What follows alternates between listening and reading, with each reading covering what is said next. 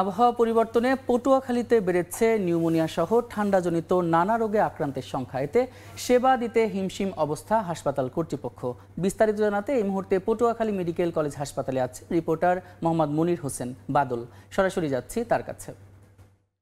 বাদল, দিনে গরম, রাতে কুয়াশা সহ ঠান্ডা, এই আবহাওয়া পরিবর্তনের কারণে পটুয়াখালী মেডিকেল কলেজে কিন্তু শিশু সহ বৃদ্ধ রোগীর সংখ্যা কিন্তু বেড়েই চলেছে। আপনি দেখতে পাচ্ছেন যে এই পটুয়াখালী মেডিকেল কলেজে শিশু ওয়ার্ডটি রয়েছে।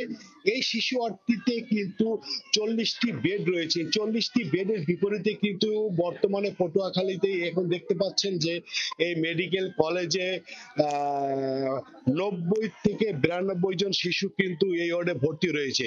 আর এই অতিরিক্ত রোগীর কারণে সামলাতে হিমশিম খাচ্ছে যে হাসপাতাল কর্তৃপক্ষ, কারণ একটি বেডে দুজন রোগী, শিশু রোগী থাকতে খুব কষ্ট হচ্ছে। অপরদিকে এই যে শিশু রোগীদের সাথে দুজন অভিভাবক বা মায়েদের থাকতে হচ্ছে।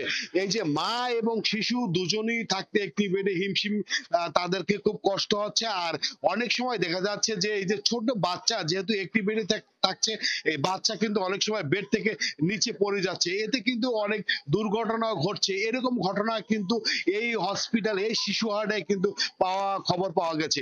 আর আরেকটি বিষয় বলে রাখি, এই যে আবহাওয়া পরিবর্তনের কারণে কিন্তু পটুয়াখালী মেডিকেল কলেজে ঠান্ডা, নিউমোনিয়া সহ বিভিন্ন রোগে কিন্তু শিশুরা কিন্তু আক্রান্ত হচ্ছে। আর এই শিশুরা কিন্তু বেশিরভাগই আসছে জেলার বিভিন্ন উপজেলা থেকে। এই শিশু রোগী এরা চিকিৎসা নিতে এখানে আসছে। তবে এই বিষয়ে আমি পটুয়াখালী যে চিকিৎসক রয়েছে, শিশু বিশেষজ্ঞ রয়েছে, তাদের সাথে কথা বলেছি।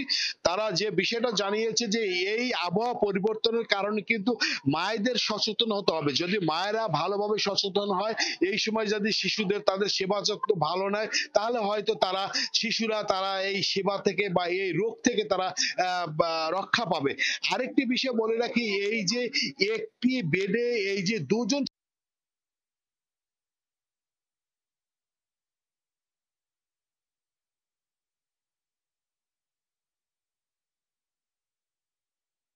শিশু রোগীর সংখ্যা এটু আর থাকবে না হয়তো। তবে আরো আপনাকে একটু কথা দিয়ে রাখি, এই যে 2025 সালের জানুয়ারি হতে ফেব্রুয়ারি আজকে 17 তারিখ পর্যন্ত রয়েছে, এই প্রায় 1.5 মাস বলতে পারি। এই 1.5 মাসে কিন্তু 4 জন শিশু কিন্তু এই পটুয়াখালী মেডিকেল কলেজে হাসপাতালে কিন্তু মারা গেছে। এই ছিল পটুয়াখালী মেডিকেল কলেজ হাসপাতালে আমার কাছে আবার বিশেষ খবর। পটুয়াখালী মেডিকেল কলেজ হাসপাতাল থেকে সরাসরি যুক্ত ছিলেন রিপোর্টার বাদল।